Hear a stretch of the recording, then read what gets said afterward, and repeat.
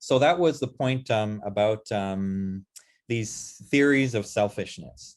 So again, the point that I want to emphasize is not that human beings are not self-centered. They certainly are a lot of the time, but theories that boil humans to only one motivation, which is self-centeredness, actually, what they do is they normalize selfishness. They make it impossible to draw a moral distinction between different types of behavior, and they actually serve the interests of, they serve certain powerful interests in society. That's the point that I wanted to make about that. So what if humans are not purely self-centered, right? And then you have all these, then many of you just bring all of these, bring out that, yeah, but like, in Chinese society, we have these Confucian values, which are more, let's say filial piety to parents, but then like in Western society, we're talking about more individual justice, or we can even look at a lot of individual examples. So it seems that there are actually so many different moral systems in the world. So how can we even know? And maybe the fact that there are so many moral systems, it kind of shows that really is no such thing as any universal morality or true morality. It's all convention, basically. It's all social convention, and different societies have different conventions. So, so this is obviously a big problem, and it really makes people very confused.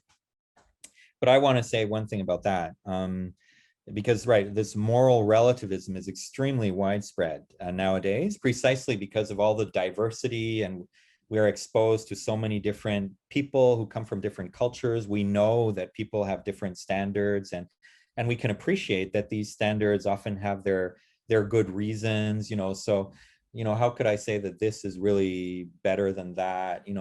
Because we're also more understanding of people, so we can understand that it's not simple. But but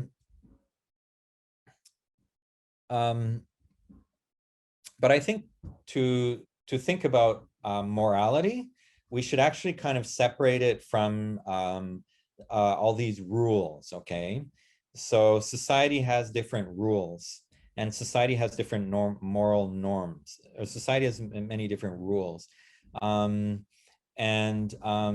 of course, any society needs rules, and in order to function, right, to coordinate, it kind of needs everybody to be following those rules, more or less, but that is not exactly the same thing as morality. Of course, we hope that the rules of society are moral, right? We would really hope that.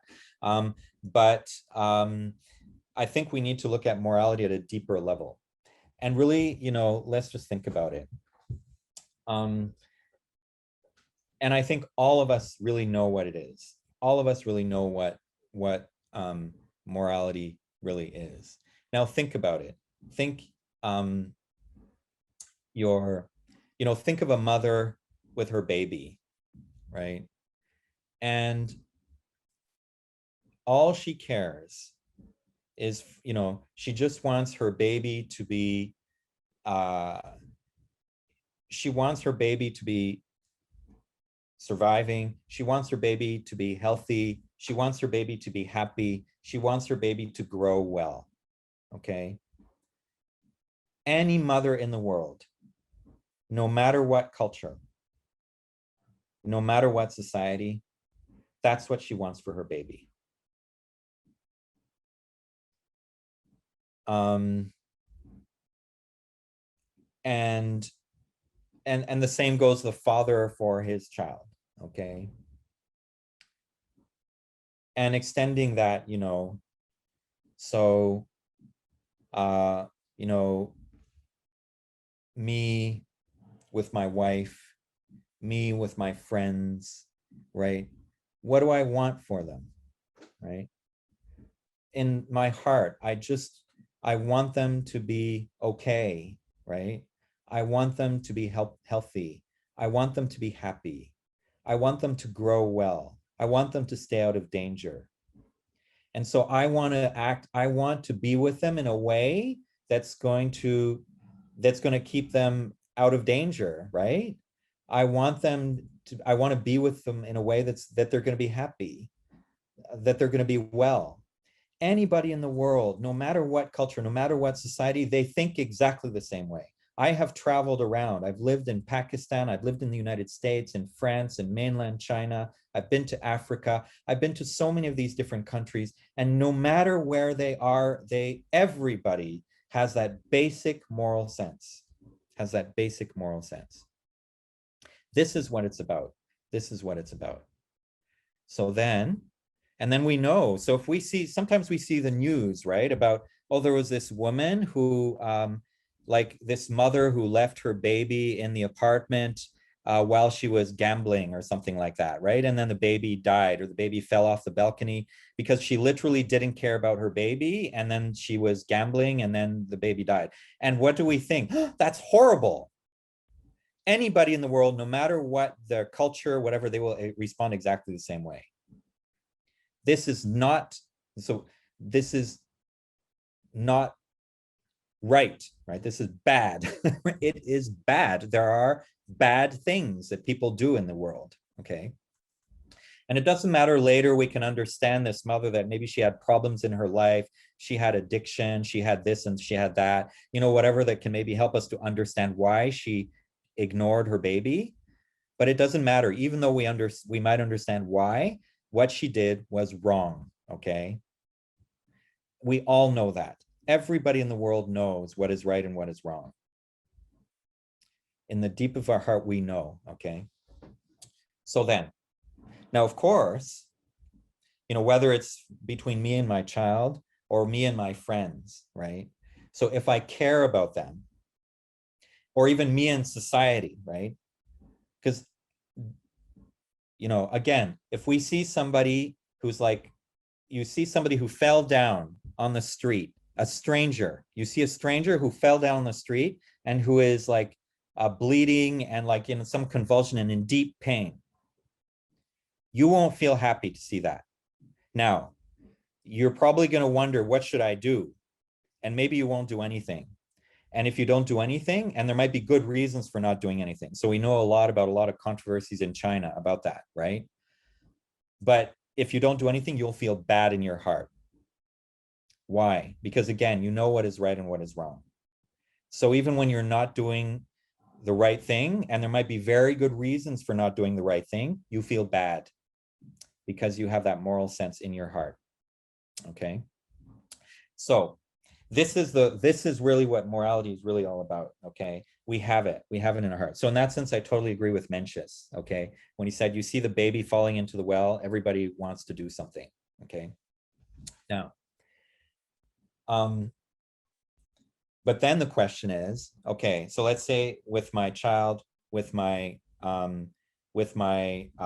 friends, with even strangers in society. So I want what is best for them. I want to be good for them. You know, I want to make them happy, right? I want to help them. I want to help them grow. I want to help them to do whatever is good for them. So this is what I want. Now, how to do that? What is going to be good for them? Now, this is another question, right? So maybe, you know, then we'll have like, oh, okay, how do you love your children? Well, there's so many different ways of loving your children, right? So then we get into all like, how should we raise our children? You know, is it this way or is it that way? You know, maybe in order to protect my child, out of love for my child, I will be very strict with them. But maybe out of love for my child, I'll be very like, you know, let them do anything. Okay. So there are different ways of being moral, but that motivation is there, right? So then we can have all kinds of debates about, well, what is the best way to, you know, to be good? How to be good? What's the best way? What kind of behavior will express that desire to, you know, to nurture whatever is good and best for other people. And there could be a lot of differences. You know, there could be a lot of differences. And also to care for other people, it also, like, let's say again, if you're a parent, Sometimes it means you stop them from doing what they want to do, right? You want to stop people from doing something that's dangerous for them. So similarly, in caring for society, maybe you want to stop things, you want to have rules that stop people from doing things because those things will harm themselves or will harm other people. But then, of course, so what? So then, of course, then you have a lot of different views about what should be stopped, what should be banned, what should be allowed, what should not be allowed, and everything like this, right? So then, of course, there's so many differences. But at the heart, right? There is that moral sense. So then the other question is, that moral sense, though, we have it, but still it can be relatively weak, or it can be strong, right? I mean, I think we all have it. But for some, it might be there, but then right away we think about other things, and forget about our moral sense. And for others, or at other times, we have a very strong moral sense, and we're really going to follow that moral sense all the time. So in a sense, there's the idea that the moral sense needs to be it needs to be strengthened. If we don't think about it, if we don't protect it, if we don't nurture it, then actually it could become weaker. So that then, so maybe so the woman who left her baby in the apartment, maybe, out of a very weak moral sense, she didn't even think about it because, she didn't care, right? So we need to have so how do you strengthen this moral sense? So because of the theories of self-interest, so actually, like, we learn a lot in our education. We actually learn a lot about how to defend our self-interest, how to protect our self-interest, how to act in our self-interest. And actually, this is not a bad thing. We should know this. But then how often do we learn about our moral sense, right? What do we learn about our moral sense? Now, a lot of the moral education that we get is actually about rules. Do this, do that, don't do this, don't do that. But that's not necessarily our moral sense, right? Our moral sense is something deeper. It leads us to want to do something good. So if we only learn if we think that morality is only do this, don't do that, and that's all we know about morality, then we'll be confused because we'll see different societies have different rules about do this or don't do that. Do this, yeah, do this, don't do that.